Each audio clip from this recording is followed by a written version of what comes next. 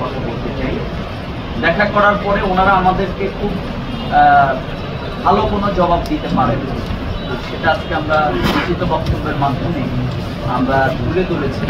এটা একটি আসলে খোলা যুক্তি ছাড়া কিন্তু আমি, অর্থাৎ কতজন টেন্ডার করলো সেই কারণে রাস্তার কার্যক্রম বন্ধ থাকবে, এটি কোনো যুক্তি হতে পারে না।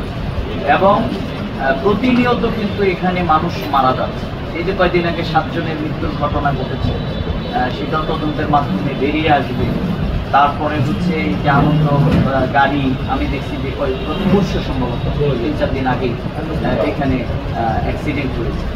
এবং কোনো মানুষ, ছোট বাচ্চা এবং অসুস্থ রোগী সহ এই রাস্তায় চলাচল খুবই কঠিন। কিন্তু আপনারা তো আমরা সবাই রাস্তায় চলাচল করি নাকি বলেন, কিন্তু এই জন্যে এই কাজটিকে কেন এই অবস্থায় ফেলে রাখা হয়েছে, এটা আমরা এখানে আজকে বক্তব্যের মধ্যে বলেছি। এটা বড় ধরনের একটা আমাদের কাছে রহস্যময়।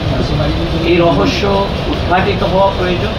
এবং যেহেতু এটি একটি অনুমোদিত রাস্তা, এটি প্রকল্প অনুমোদন হয়ে গেছে, সুতরাং কার্যক্রমটি তাহলে কেন বন্ধ থাকবে, কোন রহস্যের কারণে এটি বন্ধ রাখা হয়েছে, এটি আমাদের আজকে সবচেয়ে বড় জানার বিষয়। আমি এই ব্যাপারে মন্ত্রণালয়ে আজকে আপনাদের মাধ্যমে এই বক্তব্য আমরা এখানে তুলে ধরছি। এবং মন্ত্রণালয়ে গিয়েও এখানে এই রাস্তাটি কেন 4 লেনের রাস্তা অনুমোদিত হওয়ার পরেও একটি টেন্ডারের খোলা অজুহাত দেখিয়ে এটিকে বন্ধ রাখা হয়েছে, এটি আমরা মন্ত্রণালয়ে গিয়ে উপদেষ্টার কাছেও আমরা ইনশাল্লাহ তাদের কাছেও আমরা জানবার চেষ্টা করব। কিন্তু আজকে আপনাদের এই বক্তব্য যদি এই জনগণের যে এখানে সমস্যা, এই দুর্ভোগের জায়গাটিকে যদি আপনারা এই সংবাদ সম্মেলনে লিখিত বক্তব্যটি আপনারা যদি জাতির সামনে তুলে ধরেন, তাহলে আমার বিশ্বাস আমরা যাওয়ার আগেও হয়তো সরকার এই ব্যাপারে তাদের টনক নড়বে।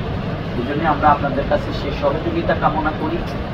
এবং আমাদের এই অঞ্চল কিন্তু একটি অবহেলিত অঞ্চল। আমাদের জেলাটা আপনি যদি